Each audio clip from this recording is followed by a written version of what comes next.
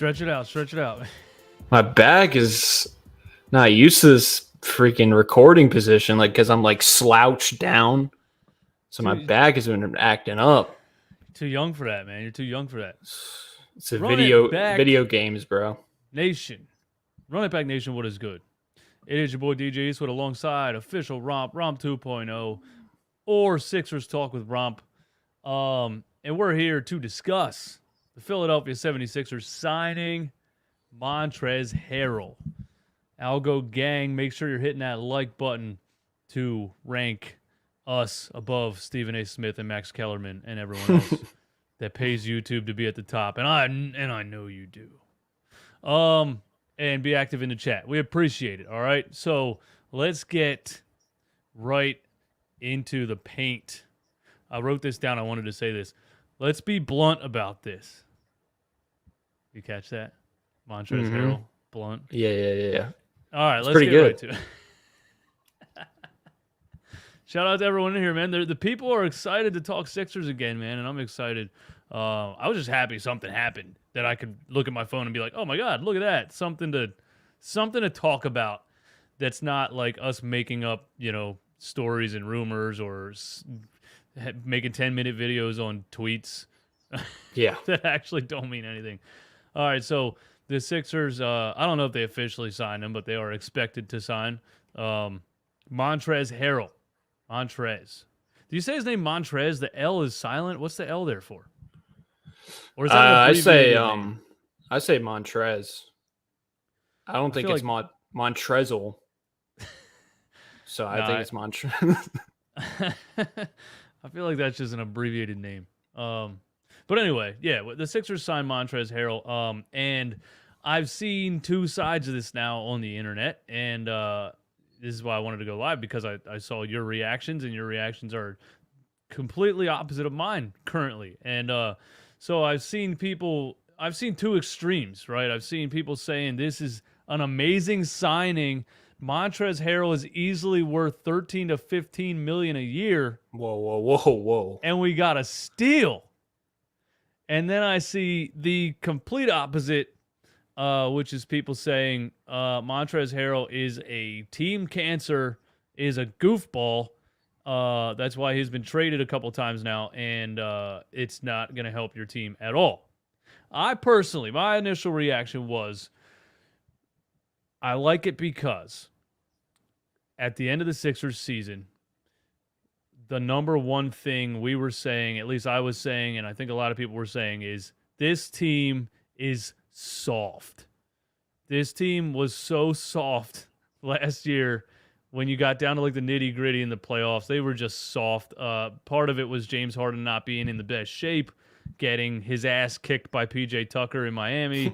And I just think Daryl went out and said, "You're right, Eastwood. I watch your YouTube channel. I need to go out and get me some dogs. I need to get me some veteran guys who fight and hustle." So, obviously that's PJ Tucker, and I think that's Montrezl Harrell. You have a different opinion because of the development of Paul Reed and Charles Bassey. Am I correct? My opinion is because of Doc Rivers, mostly.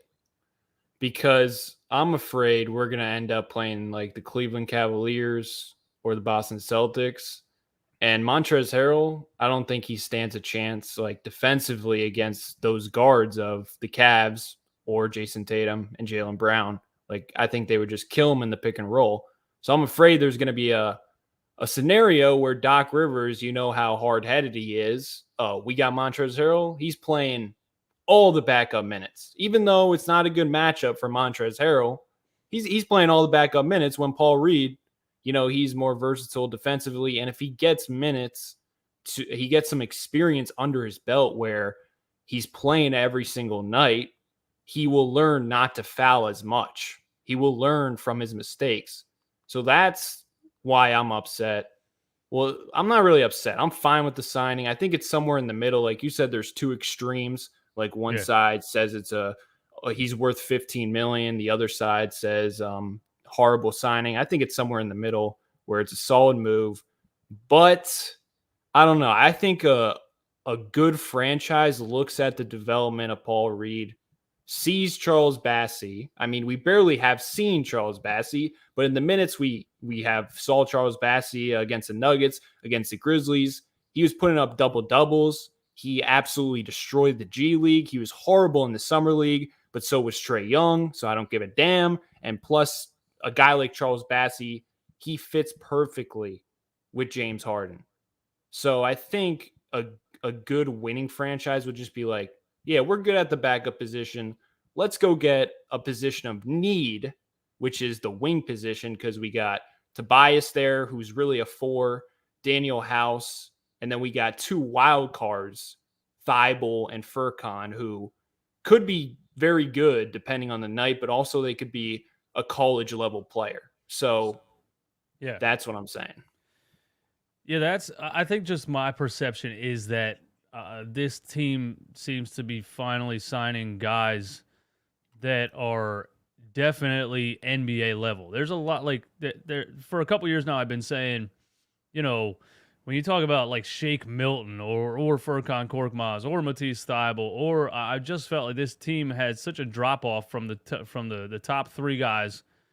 Then the 4th guy was literally Danny Green, was the next best player as far as at least points per game. But I just think we've been getting by with guys that might not actually be NBA level players, especially in pivotal playoff series. But I want to say this. So when you think about Doc Rivers and my camera, damn, hold on. I had trouble with this earlier today. I was like, am I seeing things? No, it kicks off after 30 minutes. I got it here. It'll pop back up, and then I gotta open this thing so it stays on. I'm dumb. I forgot to do this one thing so it stays on. You said hopefully we don't have technical difficulties. Hey, bro. And my camera It's off goes season out right away. It's an off-season stream. We're talking about Montrezl Harrell, for Christ's sake. We're talking about absolutely anything we can talk about that's new. You know what I mean? So I want to say this, like when you talk about Doc Rivers, and we all know what Doc Rivers is like and how he does things. And I guess I'm not as educated on why exactly he was let go from the LA Clippers. Some people might say that had something to do with Montrezl Harrell and his overplaying of him compared to some other guys.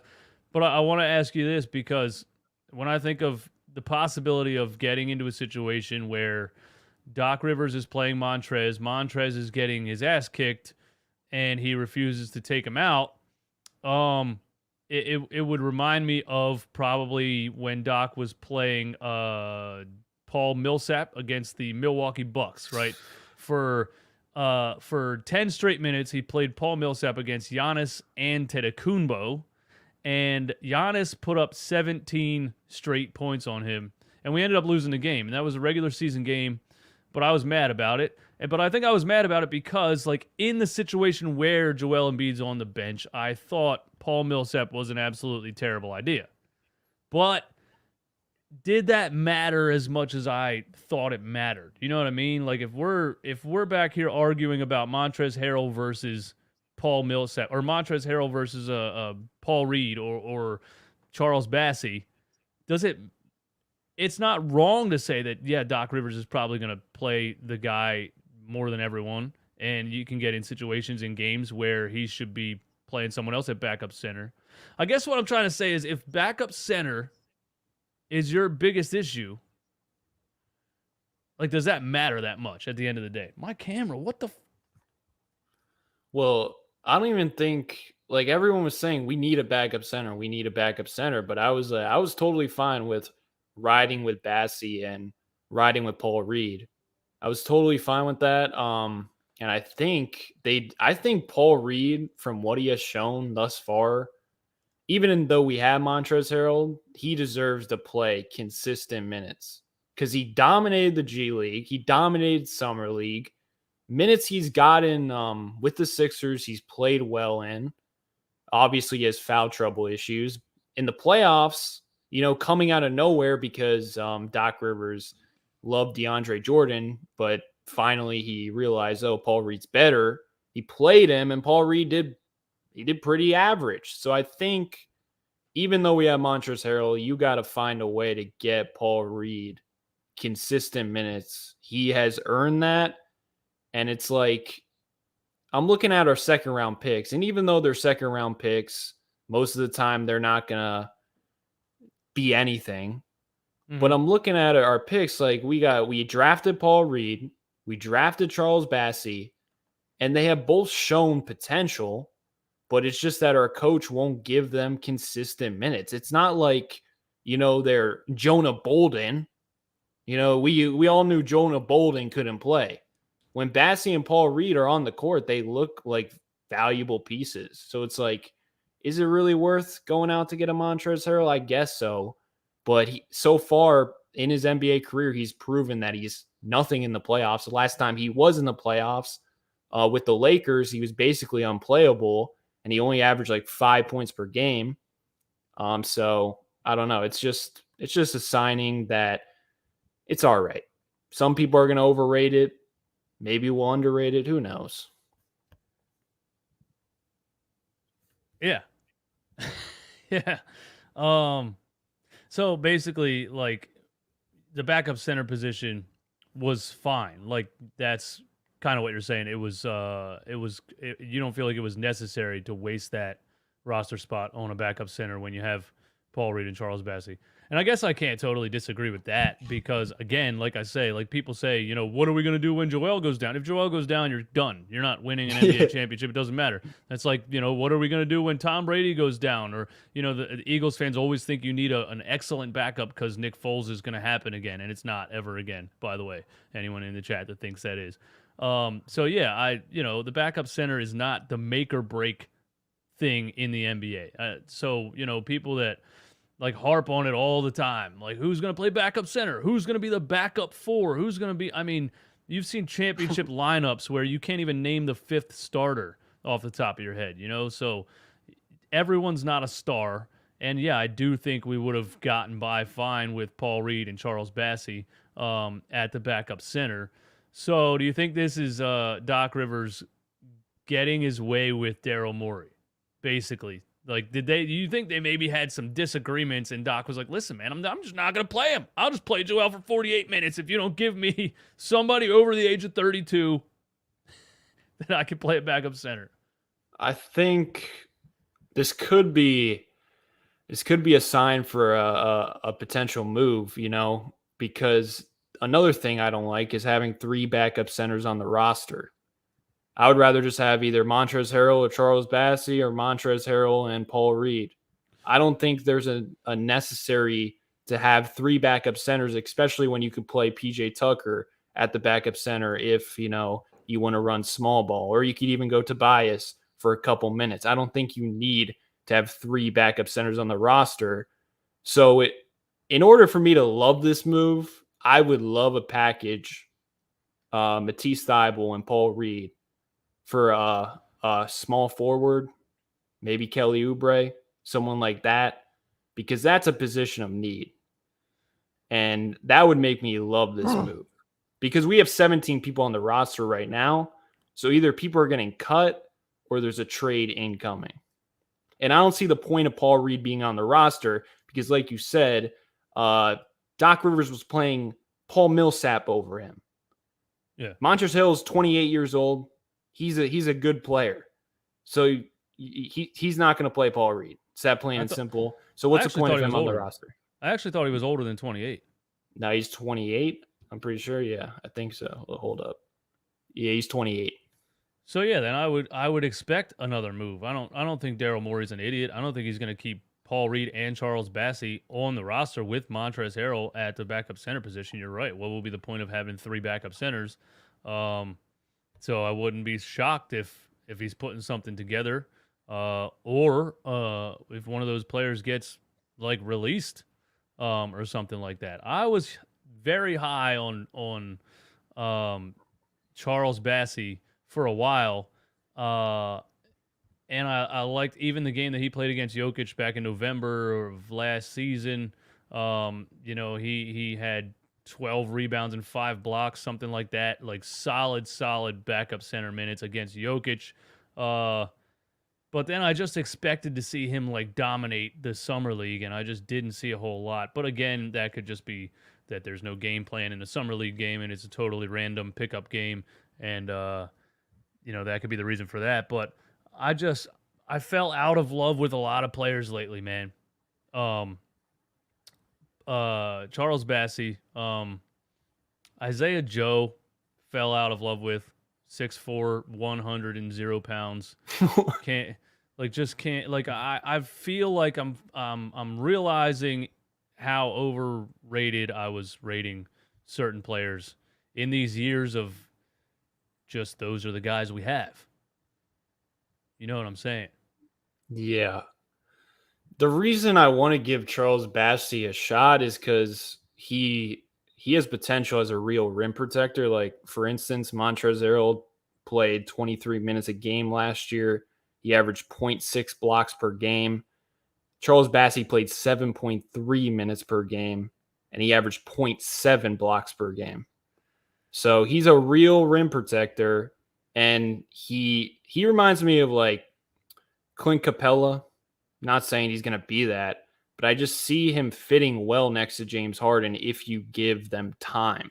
I don't think it's going to click right away, but I think it's worth trying to develop because he's a legit rim protector, and you don't have to worry about Montrezl Harrell getting cooked on defense then because you have a center who can play offense and defense. Because all the guys we have signed on the minimum, Dwight Howard, he was great in the regular season. Come playoff time, we couldn't trust him. He was getting played off the floor. You could say the same thing about Andre Drummond as well. With the Lakers, he got played off the floor in the playoffs. You could say the same thing about Montrezl Harrell. Whether people want to admit it or not, Montrezl Harrell has not been a good playoff player. It's factual. So the reason I want to give Bassey a chance, not saying he's going to be a star or anything, but he has potential offensively and defensively. And he's a freak. That's why I want to give him a chance. Well, you could be right. And I wouldn't be incredibly shocked if we end up in the middle of the thick of things in the NBA season and you end up being right and Doc Rivers is refusing to take him off the floor and we're yelling the same way we were yelling about the DeAndre Jordan versus Paul Reed thing. But Harrell at 28 years old, I guess it wasn't the biggest need in the world, but it's just a move that I just like. I just like it. I think he's a dog, and I like it. You add PJ Tucker and Montrezl Harrell to this roster, I'm excited. And actually, I want to bring up this. Well, let's do the super chat first. Mr. Rudy Poo, thanks for the support as always. Trez is a much needed influence for b-ball. Reed would fit so much better if he was mean and edgy. I just think Reed would fit better if he didn't foul every 30 seconds. That's all. That's all. Montrez at least only averaged 2 fouls per game in 27 minutes per game 2 years ago. So, Paul Reed, if he got 27 minutes, he would have fouled out. Like that, it just is what it is. I don't know. And I agree with these players need to develop, but Daryl is trying to win this season. And that's clear. Especially, you pay a 37-year-old PJ Tucker. You're not even trying. You're trying to win right now. So it's almost like you could be right about these players, but they could be 2, 3, 4 years away from being able to contribute as far as their games go. And I just think he's all in right now, and that's what Daryl does. If it backfires, if you end up, PJ Tucker's washed and then you're paying a 38-year-old this much money next season, we'll be saying, damn. But he's definitely out here taking chances, throwing fastballs right down the middle of the plate. But my question is, like, all these Sixers fans telling me Montrezl Harrell is that guy. Why wasn't he signed? Why was he not signed by the Heat? They got Dwayne Dedmon as a backup. Why wasn't he signed by the Celtics or a contender? Like, why did he wait so long to get a minimum contract? And the reason is because in the playoffs, he gets played off the court. So like I'm sick. One reason I'm kind of mad, well, I'm not really mad, but people would say I'm mad, is because we signed these. Like we talk about we want a backup center. We want a backup center for Joel Embiid. But then we sign these players that have proven they can't do much in the playoffs on defense. But then we have a guy like Bassie who has shown potential, but he hasn't gotten any real run. And now we have another Montrezl Harrell in his way. Montrezl Harrell is now in Paul Reed's way because Doc ain't going to play Paul Reed over Montrezl Harrell. So it's like we're just doing the same thing over again. It's probably going to end up the same thing. We're going to be yelling and screaming, why is Montrezl Harrell on the floor? He's getting killed in the pick and roll. It's that might be. I just feel like we already did this. That might be what happens, but I think I don't know. I just can't. I think you're building a roster to win a championship. You're building a roster, and you're trying to build a roster of playoff players. And I just, if these players haven't even gotten a lot of regular season minutes, I just can't go Charles Bassey in the playoffs. I can't go Paul Reed in the playoffs. Even if it's right, I guess I feel more comfortable with a guy like Montrezl Harrell. Why? How many minutes is it? He's 6'7" as a center. He's not a great rebounder. Like he'll put up points, and he's going to be a great regular season player. But I'm sick of the regular season. I want a player that I know in the playoffs I don't got to worry about. You know what I'm saying? How would you know you don't have to worry about Charles Bassey in the playoffs? I don't know, but at least there's potential there. You know what I'm saying? Because I saw it in the Denver game, and I want the first half of the season, give the minutes to Charles Bassey and give the minutes to Paul Reed, and then if they're not good, then sign someone at the deadline. We could always find a veteran player at the deadline, but now that's out the gate. DeAndre Jordan. Well, that's true. That's true. You got me there. I think, all right, I think we will definitely agree on this when it comes to Montrezl Harrell. There's no, until the inevitable, and so I'm very negative at the end of the season when we lose to the Heat. I'm very negative. I'm sell the team. I'm fire Doc Rivers. I'm all this. I'm let's sabotage Josh Harris somehow and get him trapped in Miami so he can never make his way back to Philly. I don't know. I'm so negative when the season ends, and then the season comes back around, and it's probably just this is one of my favorite hobbies in the world is being a Sixers fan, so I'm always going to talk myself back into it. I might be more realistic with the Eagles because I don't know why, but I don't feel as emotionally attached to that team as I do the Philadelphia 76ers. So I might be lying to myself because every time you say Doc Rivers in the back of my mind, I'm like, damn, you're right. God. But until the inevitable Doc Rivers departure happens, there's nothing we can do to get Charles Bassey or Paul Reed on the floor anyway. So I think Daryl knows that, and he's like, I'm trying to win a championship here. Doc's not going to play these kids in the playoffs. So I better give him Montrezl Harrell, or he's going to be out here playing P.J. Tucker at backup center for 15 straight minutes. You got a point. Like, I'm not saying the people who love Montrezl Harrell are wrong. I think he's a good player. I'm just trying to argue my take because I think people are just overvaluing him. Like, just ask yourself, why wasn't he signed? Why did it take this long? Like, people are saying it's the steal of the offseason. They're going crazy on Twitter. Oh, Daryl Morey did it again. It's like, then why wasn't he signed before? Well, he had like a federal charge he was facing, right? Oh, yeah, that's true. That's a good point. Nobody wanted to touch it because they thought he was going to be in jail, which I don't know how he got out of that. But probably Rivers. Doc Rivers paid it off. I guess, he threatened to talk about it on his podcast if they didn't drop the charges. I guess, wow, damn, I was going to say something, I forget. I guess when the charges were dropped and he was available to sign, the Sixers were the first ones knocking on the door? Do you think that's what it was? Or was it They said James Harden had something to do with it. So James is talking to him. He's on the low. He was like on house arrest or something, and James is like showing up to his crib like, "Yo, when this stuff is done, man, we're gonna win a championship over here in Philly. So let's go." Yeah, but player GMs, we know that don't go well. Kevin Durant, LeBron James. But another thing, wait, hold on. Because it's a good point that you make that why didn't anyone, not only why wasn't he signed to somewhere else, why didn't anyone offer him more than a minimum? It's a veteran minimum, right? Yeah.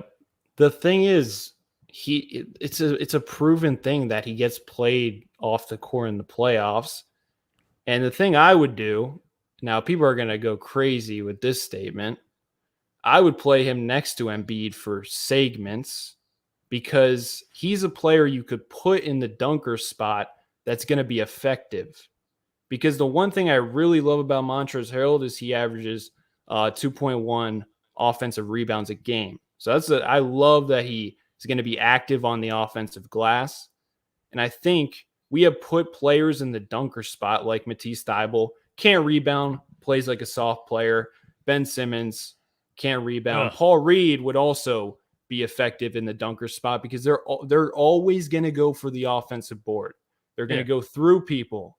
So I feel like, everyone's like, oh, we can't play a center next to Embiid. We can't play a power forward who can't shoot next to Embiid. I feel like that's a flawed statement because we've been playing the wrong players in the dunker spot who can't be effective there. But Montrezl Harrell, he can be effective there. Then plus on the other end of the floor, he has Embiid to rim protect, so he's not going to be as much of a defensive liability. I'm not saying it's going to work, but I would like them to investigate if it could work.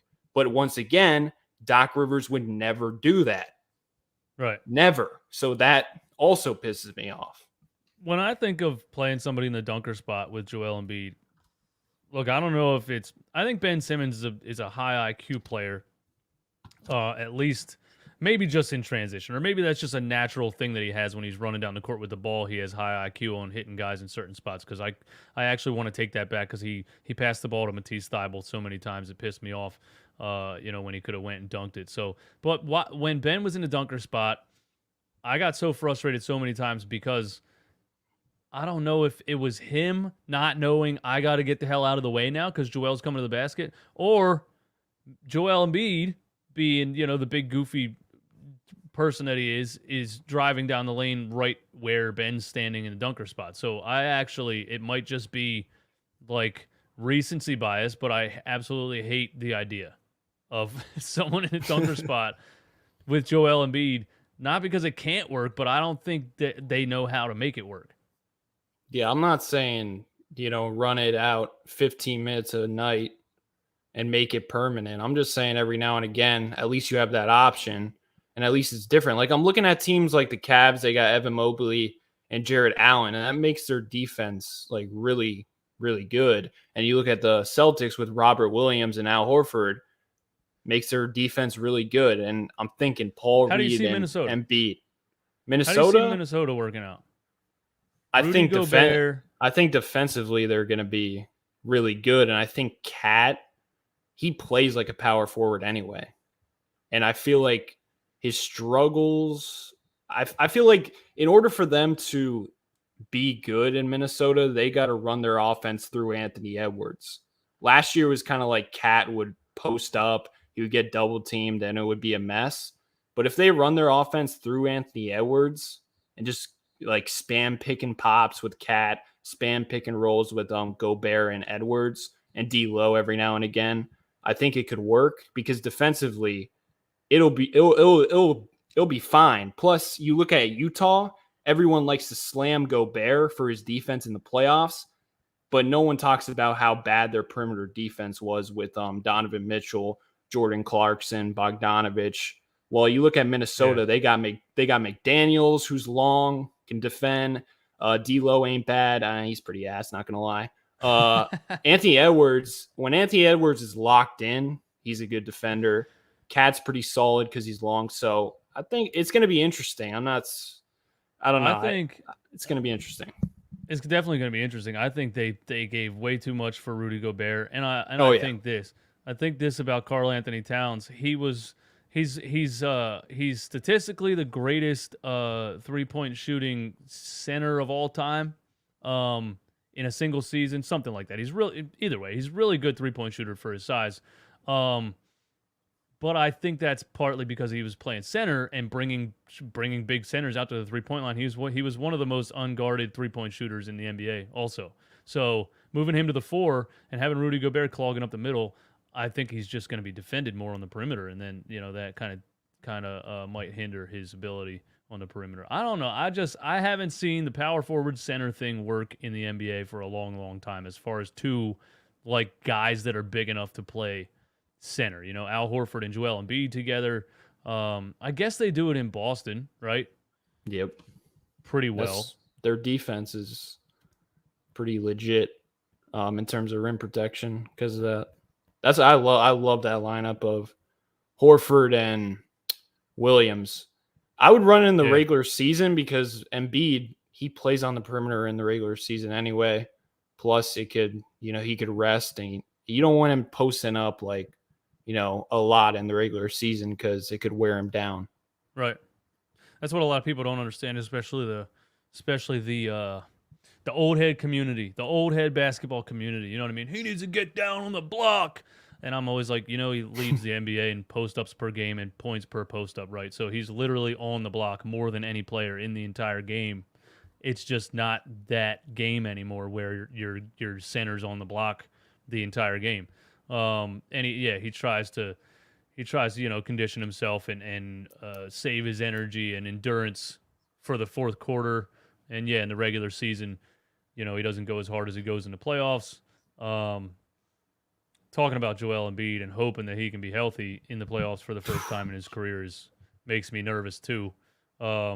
Magic Tricks says, Romp, you got to understand Reed is 6'9". I get your point. Reed should be in the mix, but Harrell is the clear-cut backup 5. We are in win now mode. Is he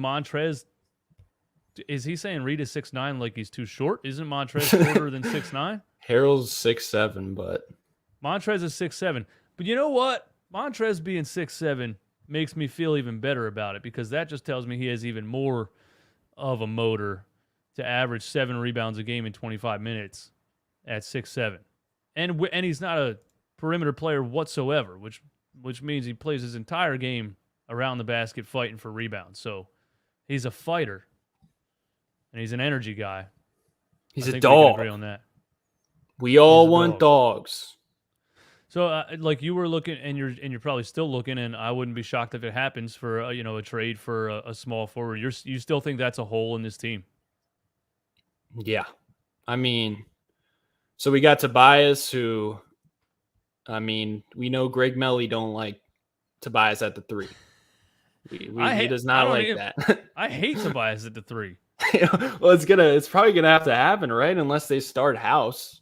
Like PJ Tucker's starting, right? I mean, we don't just pay him $10 million to not start the guy. Damn. I'm gonna have to watch small forward Tobias Harris all season. Yeah, that's what I would do if I was a GM. I would try my best to get Bogdanovich and get Mike Conley for Tobias. Send them our 2029 first round pick, the only pick we have, because then we could insert Bojan at the 3, and it just makes our offense for the starting 5 so much more cohesive. PJ then gets to go to the 4 where he always plays. Because I don't like the dynamic of PJ and Tobias. Whether you say Tucker's a 3 or a 4, whatever, I hate the dynamic of Tucker and Tobias. But if you add Bogdanovich, that's a dirty lineup. Maxey, Harden, Bogdanovich, PJ Tucker, Embiid, everyone's shooting 3s. Well, Daryl might still swing some kind of trade before it's all said and done. It's your boy. What's up, man? Thanks for the support. I think he has a very level-headed comment right here. Montrez is aight. Nothing more. But don't hype him up like he doesn't get run off the court and has been exposed. He's a pick-and-roll guy that grabs rebounds. So yeah, look, at the same token, you could totally be right. Like I said, we could be in the middle of the season and be like, damn, Romp was right. Montrez is getting killed. Doc's refusing to take him out.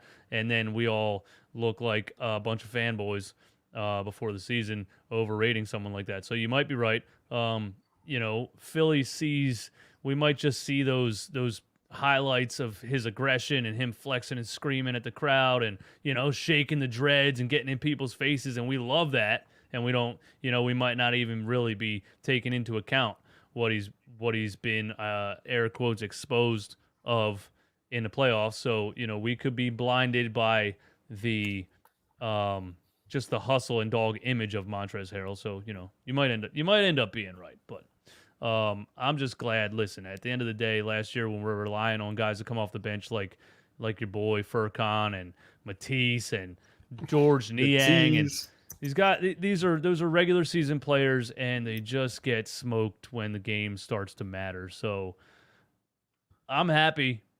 I don't know if I would say there's a big hole left on this team. I think this is I think if Joel stays healthy, that's the biggest if of my entire life.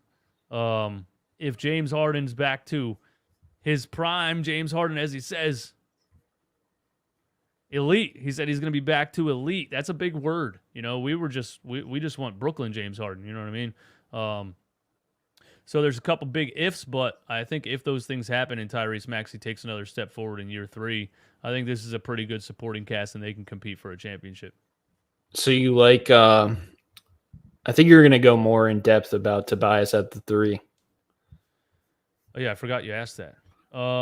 No, I can't stand Tobias at the 3. Tobias at the 3 to me is Tobias Harris is a weird player. Like straight up, he's an awkward player. Not awkward like physically or looks weird, but I mean he's like an awkward fit no matter where he plays. If you play him at the power forward, he's like not big enough, I guess, and not enough of a catch and shoot 3 guy to be a real stretch 4 threat. And then when you play him at the 3. He's just not fast enough to be a small forward, and then you end up in situations where you got Tobias Harris ISOs, and there's nothing I want to see less in my life. Like the 2 worst things I've ever seen in my life are 5 seconds left on the shot clock, and Al Horford catches the ball outside the 3-point line. And the second worst thing is Tobias Harris catches the ball outside. Actually, the worst thing I've ever seen is Tobias Harris catches the ball outside the 3-point line with Al Horford guarding him, and got pushed back to half court in a shot clock violation. But yeah, no, I don't want to end up with any Tobias Harris ISO situations. I think he did some things last year to try to, become more of that catch and shoot guy, that like quick trigger.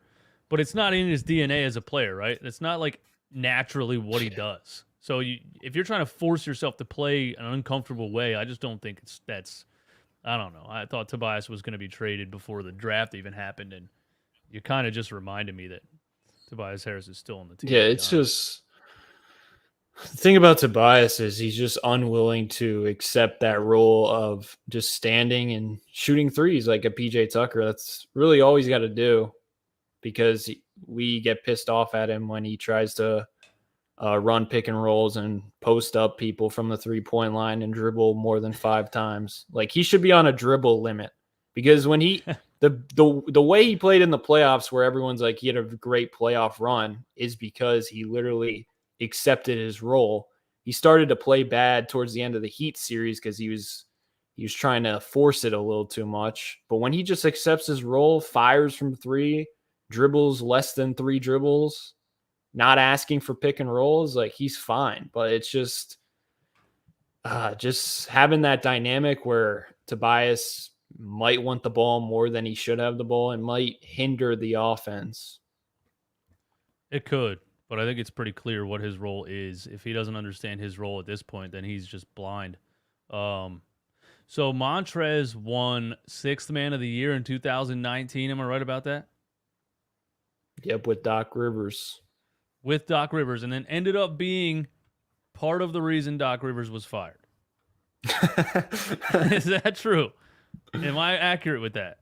Well, the Clippers fans wanted them to play Zubac, and they weren't. Doc kept riding Harrell, and Jokic was cooking him. Jokic and Murray were cooking Harrell in the pick and roll.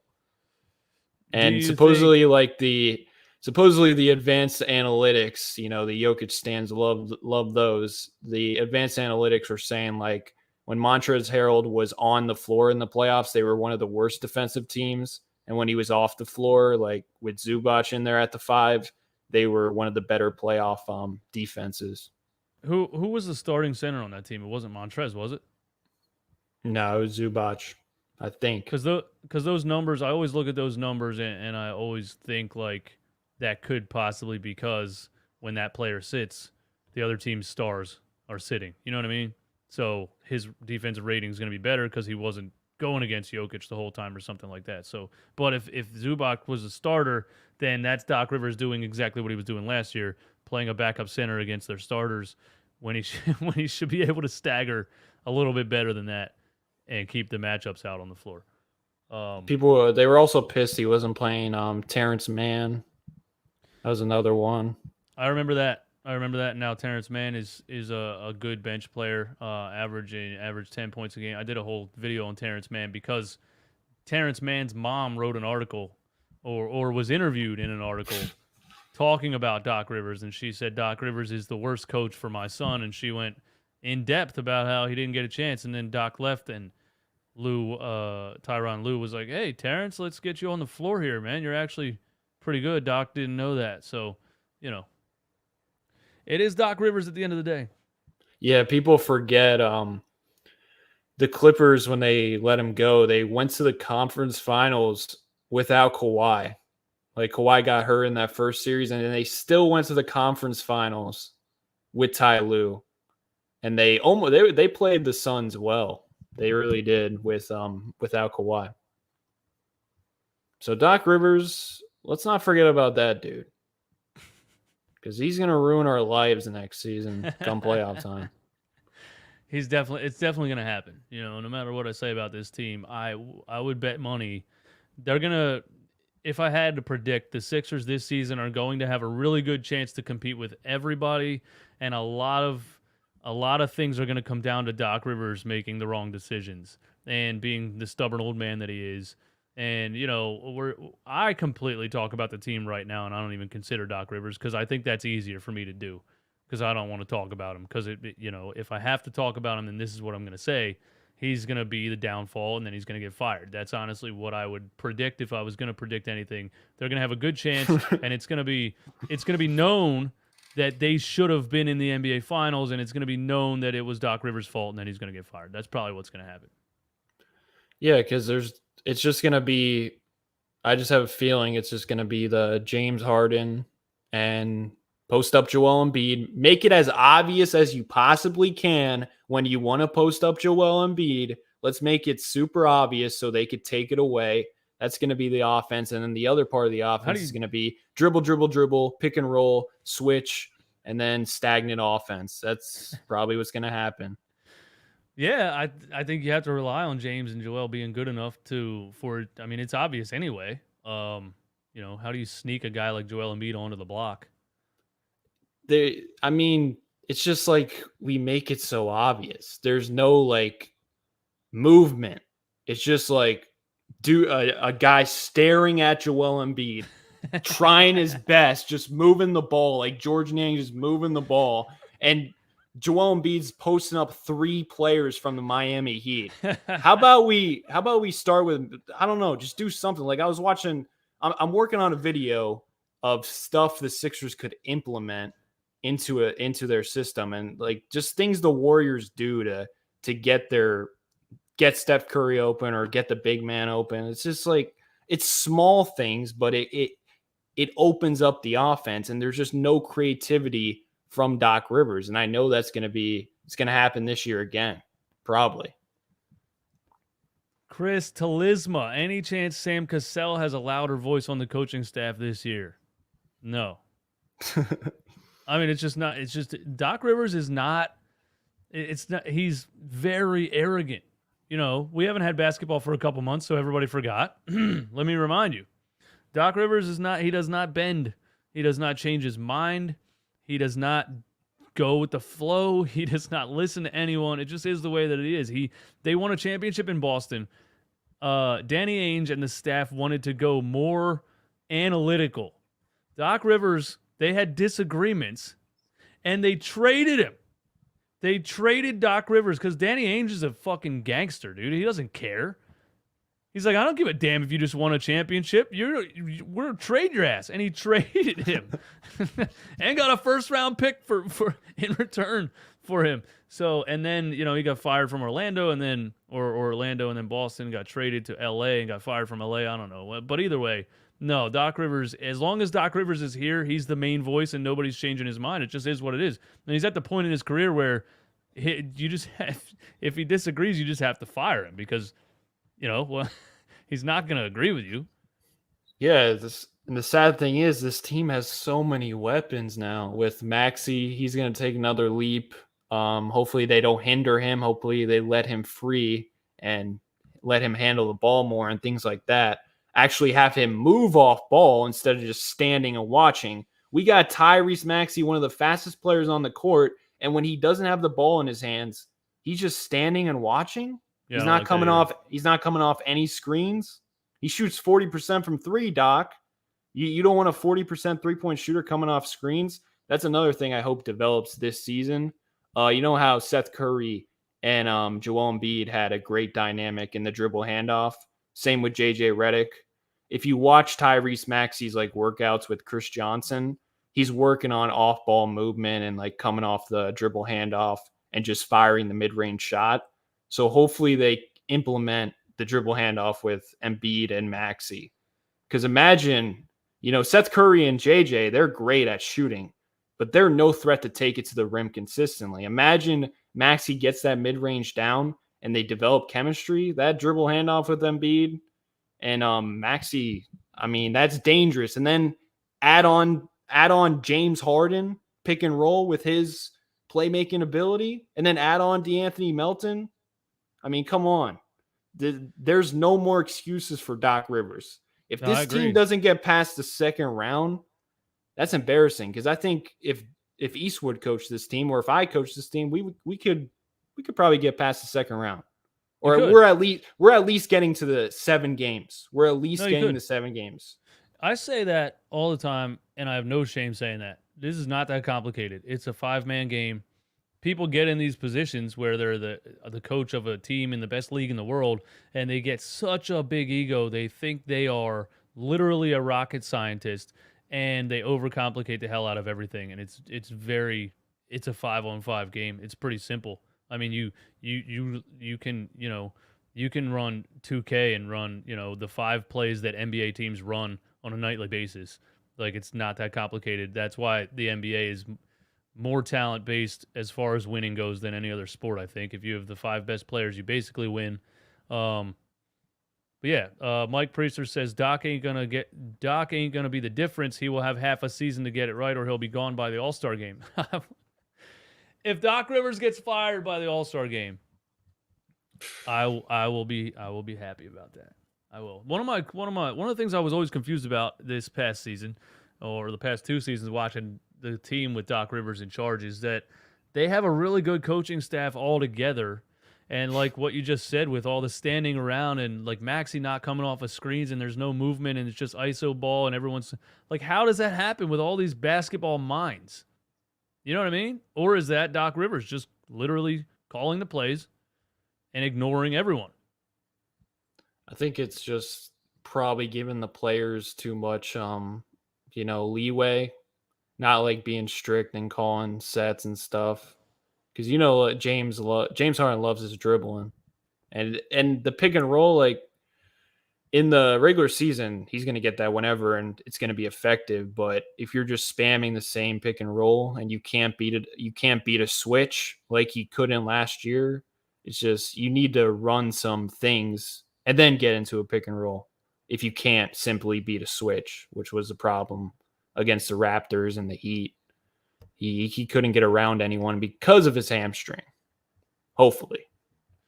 Well, that's what he says. He's going to be back to his elite self. So, he looks thinner. I don't know if that means better shape. It looks like he lost weight. But yeah, his prime was about the quickness and just you couldn't guard him. There was nothing you could do. His step back was so quick, that he had 5 feet of space whenever he wanted it. If he can get back to that, we're doing good. He looked good the first couple games he played for the Sixers. Then he tanked, and it's like, was the hamstring good and he felt healthy, and then he just ran out of steam because he didn't have the conditioning of an entire offseason? You know what I mean? He still was super valuable for us because he was like, he was causing so much attention. Like the first 2 games, if we hit open shots, we would have been right in them. And if also Doc Rivers didn't play DeAndre Jordan, we probably could have stole the game. Because remember, that still pisses me off. Like, I'm still not over that playing DeAndre Jordan, because at halftime in game 1, we were tied with them and we had all the momentum because we came back from 10 points. And the reason we got back in the game is because Doc Rivers took out DeAndre Jordan and ran a different lineup. And then second half, DeAndre Jordan comes back in. Bam Adebayo shooting 70% on him throughout the series. Like, Doc Rivers, man. If Doc gets fired, we're fucked. Why? You think we need? Come on, Big Mike. You think we need Doc Rivers? Nobody needs Doc Rivers. Sam Cassell could step in there as the head coach and do, I would bet, a better job than Doc Rivers. Ty Lue told Doc to bench Harrell during the Clippers versus Nuggets playoff series. Doc kept playing Harrell. You might be right. That could be a possibility of Harrell not being, good against a matchup. Like, I don't see him being good against the Cavs or the Celtics. But if we play the Bucks, I mean, they're a slow team. He should be fine. So it's about the matchup. And I don't trust Doc acknowledging if Montrez is good enough to, stay on the floor defensively against a team. That's the thing that's holding me back about this signing. Yeah. Mike says, as much as I don't like Doc, the past years he didn't have the talent. The moves made this summer are better than previous years' teams. I don't know. I think he didn't have enough talent as far as like 4 Hall of Famers on the same team to win a championship like he did in Boston. So I think when you're building a team and Doc Rivers is your coach, you have to give him an overabundance of talent, or he's not. Because if it comes down to if it comes down to like a coaching match, and you can't expect Doc Rivers to outcoach anybody. I don't think that happens. And if he gets to a situation where he has to get creative, he's going to make the wrong decisions. So you have to give him good enough players that he can't lose.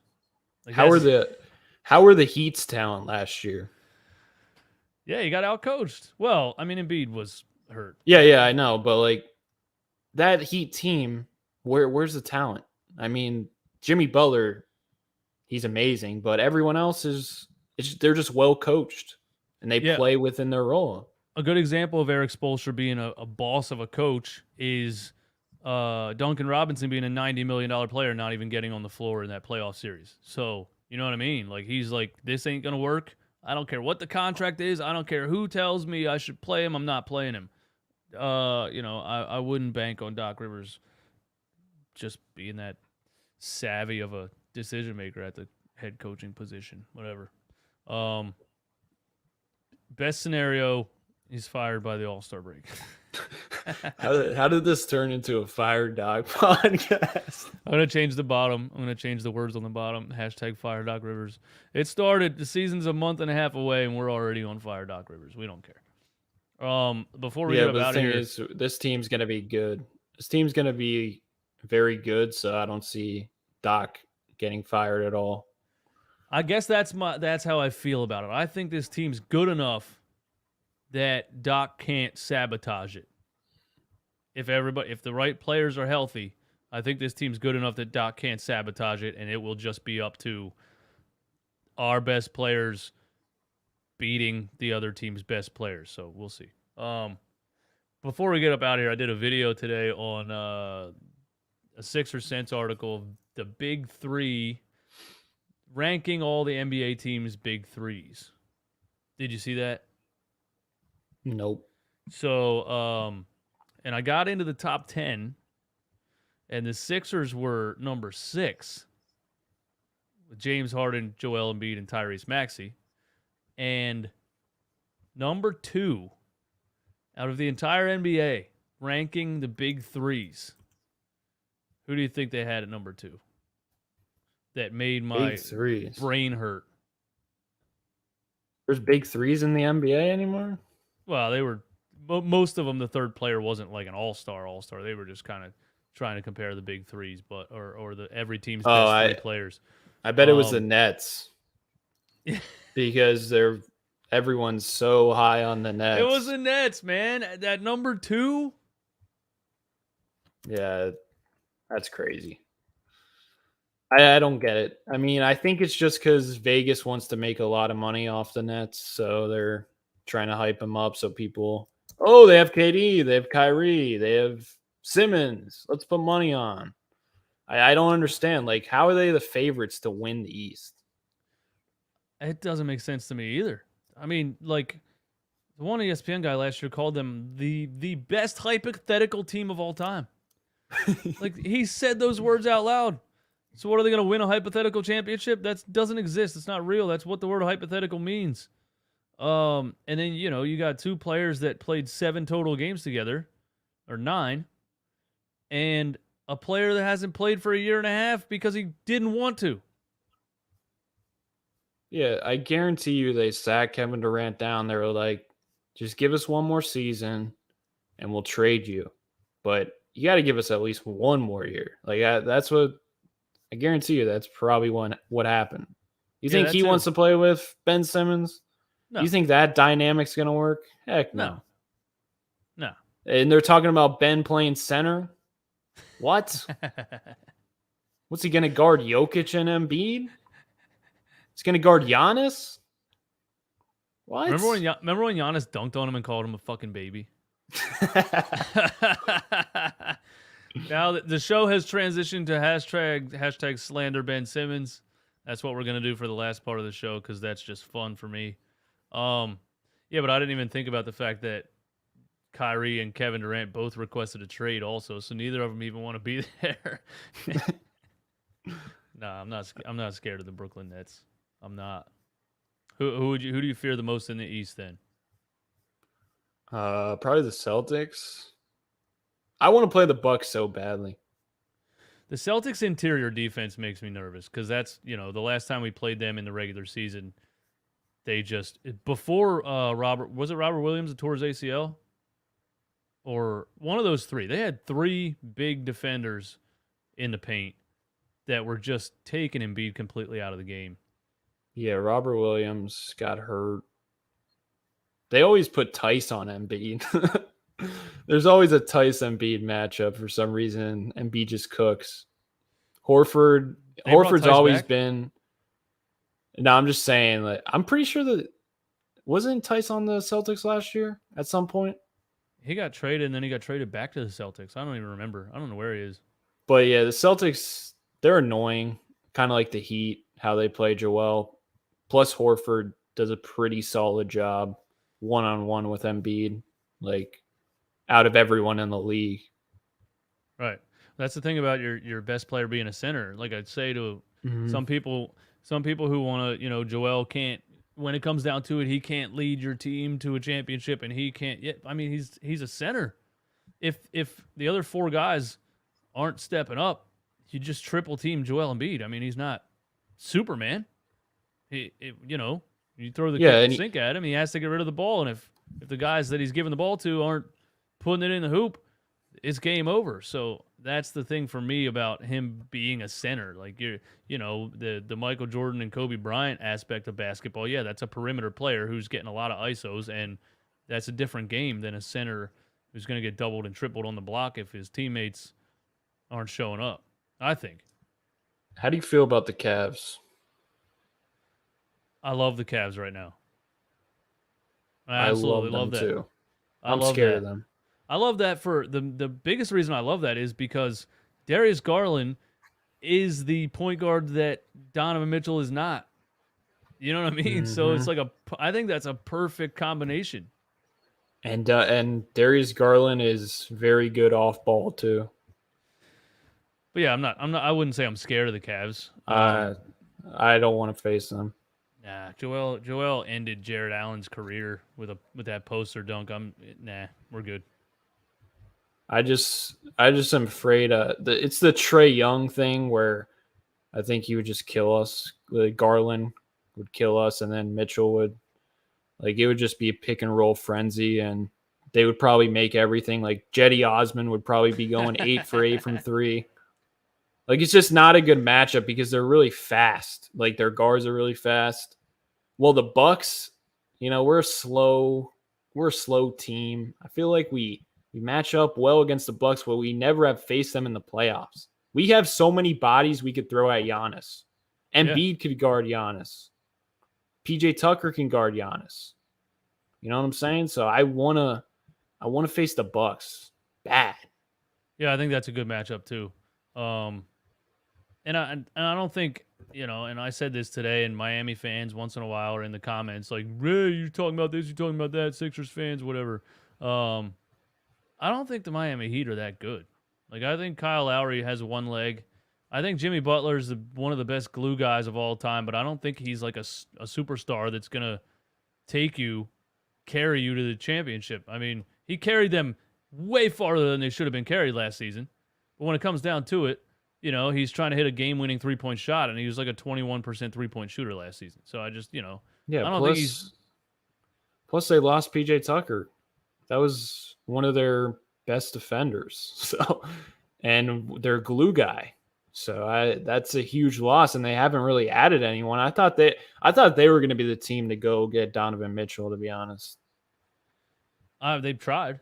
There was, I think he preferred Miami, and New York, and then he tweeted out, don't trust anyone or something about I don't want to hear anyone say players should show loyalty.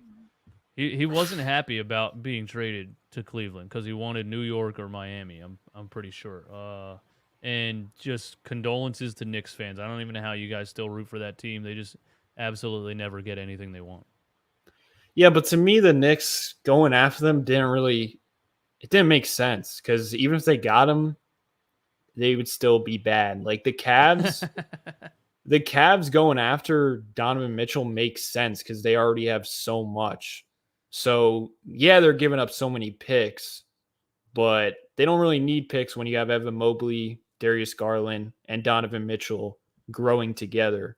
Yeah. So I thought that was like the perfect team, like in terms of their situation. While the Knicks, they would have threw Obi Toppin, all their young pieces, probably RJ Barrett, and then picks to get Donovan Mitchell, and then Donovan Mitchell and Julius Randle No. and Jalen Well, Brunson? well, Like what? that's the problem they were having. They wanted it to be Julius Randle, and the Jazz were like, yeah, no thanks. And the Jazz wanted it to be RJ Barrett, and the Knicks were like, yeah, no thanks. So they just couldn't agree. I watched Knicks fan TV from time to time, and that's the main thing that I picked up watching those guys over there is that the Knicks were refusing to give up RJ Barrett, and the Jazz wanted RJ Barrett. They couldn't make it happen. And I think Yeah. RJ Barrett's a stud, man. Yeah, I like him. I just don't think he can be a number one. I Probably think more of a I number think three. Julius Randle's bad. Like I don't think he's good for your team. I'm serious. I think he's a taller, left-handed Russell Westbrook.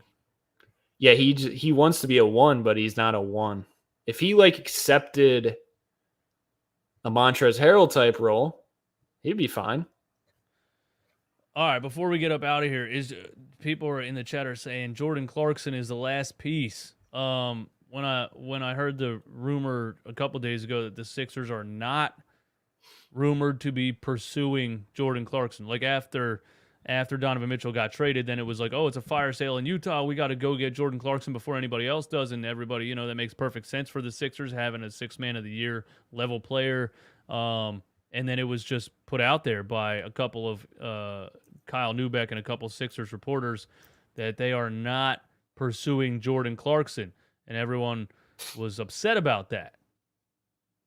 But one of the main reasons that was reported is that they're not looking for that position because of the anticipated staggering of James Harden and Tyrese Maxey.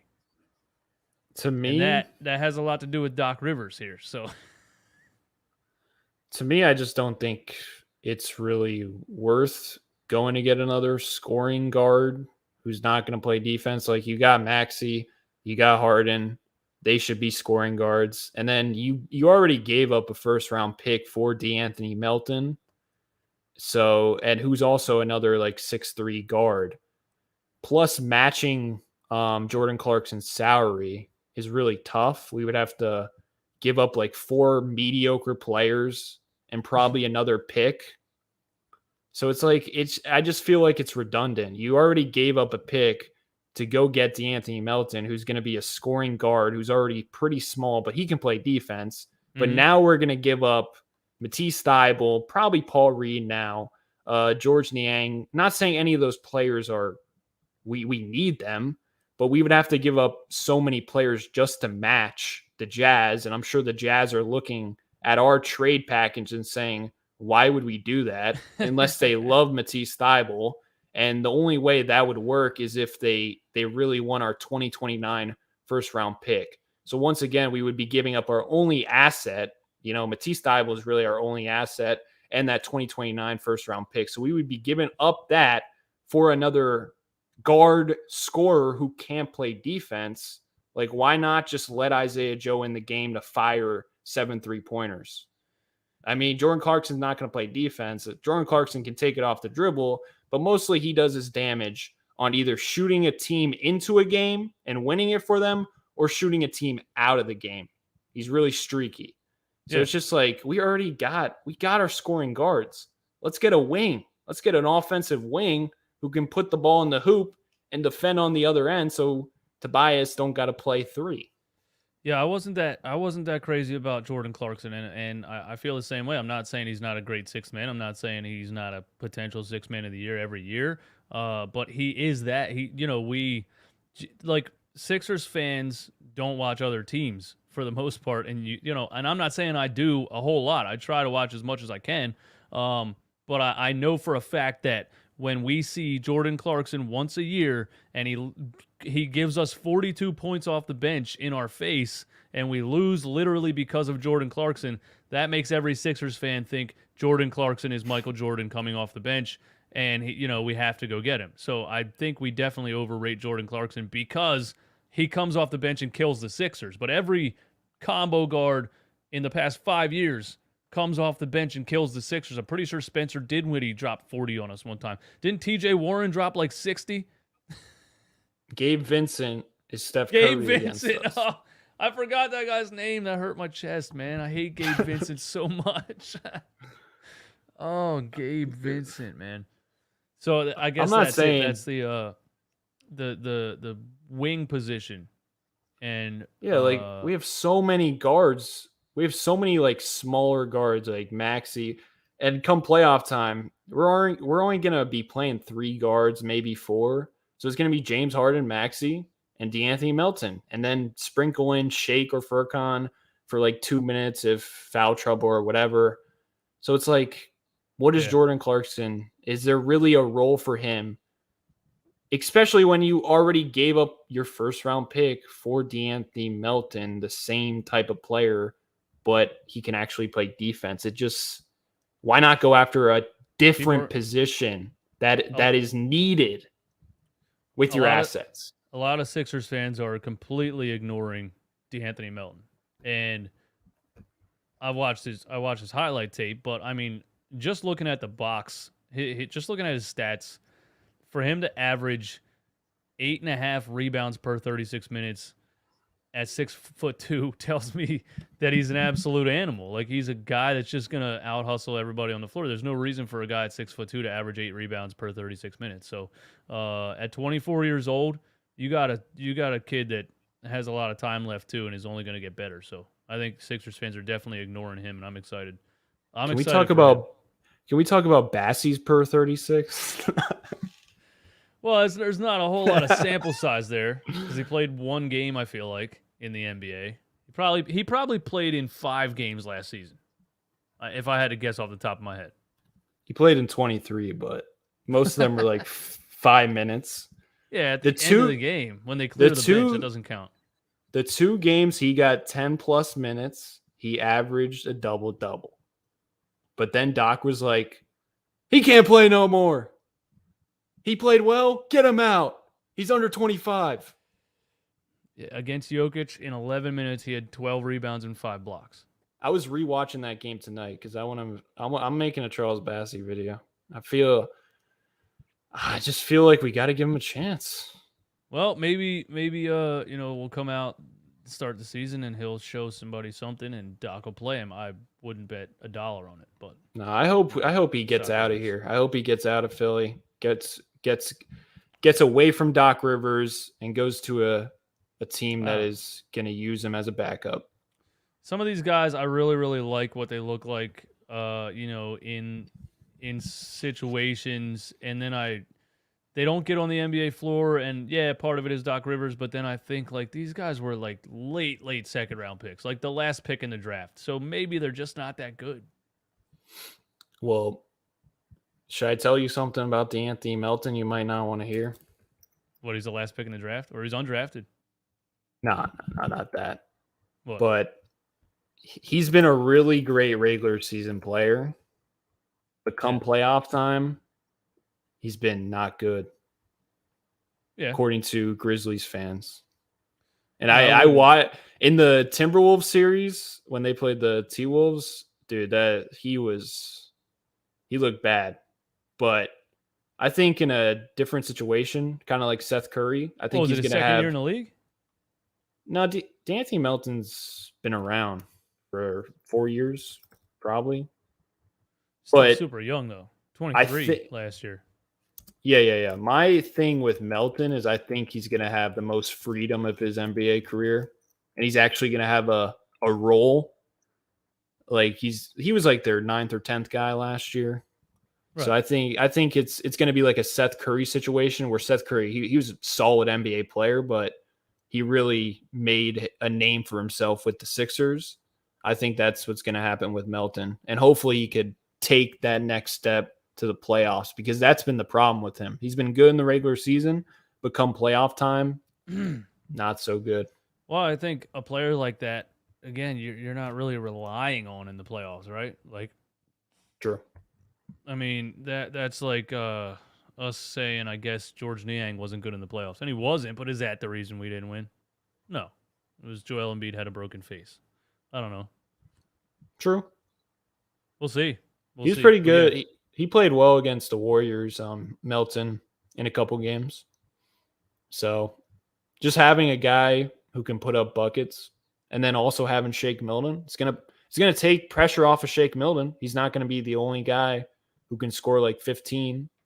Now you got Melton next to him, so less pressure on Shake Milton could help out Shaky Shake, hopefully.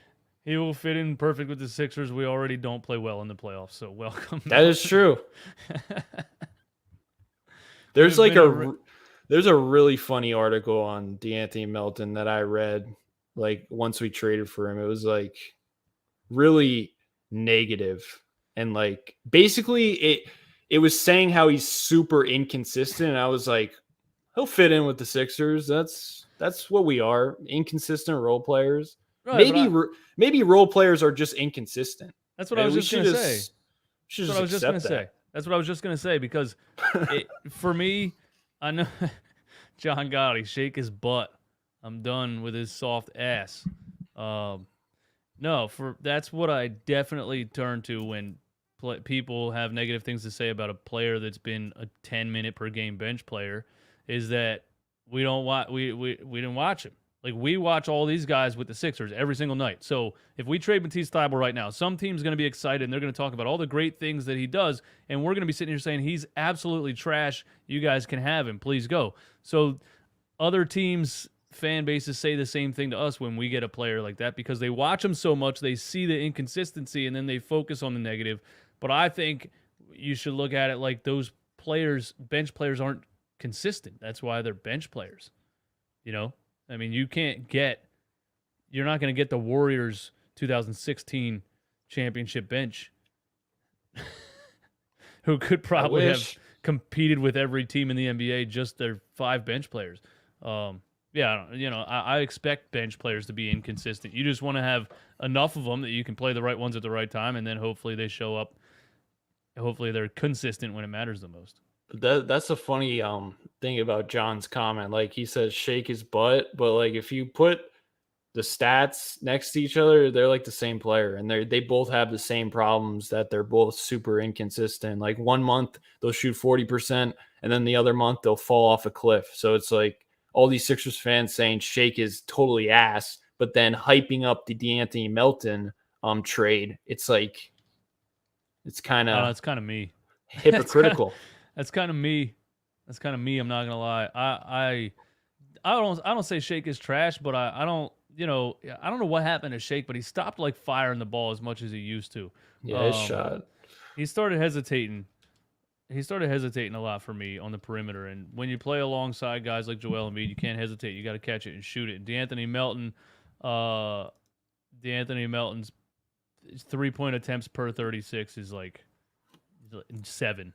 Like he gets on the floor and just fires it. So I think that might be another reason why people say he's inconsistent, because when he gets in the game, he's like J.R. Smith. He just comes in firing. So if he's off, he's going to go 0 for 5 real fast. And then they're like, get this bum out of here. You know what I mean? So I'm happy he plays defense. So even if he is missing, he's still valuable because he can defend and rebound for his size. And we all know our rebounding was last in the league last year. So that will help. Oh, I'm excited. Well, hey, thanks for coming on, Romp. This was fun. Nice to get the gang back together. Maybe we can get Greg with us next time. That'll be fun. Nice to have something to talk about as far as Sixers content. So shout out to everyone in here, 250 people. Please hit the like button for Eastwood and Romp react to Montrezl Harrell signing. And I think this is a championship level roster. But if I had to predict, Doc Rivers will be the downfall. Inevitably, Doc Rivers will stab us in the heart. Yeah. Thanks, guys. 250 people in for a Montrezl Harrell signing. Damn. Thank you for watching. We're hungry. We're hungry for the content, man. We're hungry for it. We're hungry for it, man. All right, man. Talk to you soon.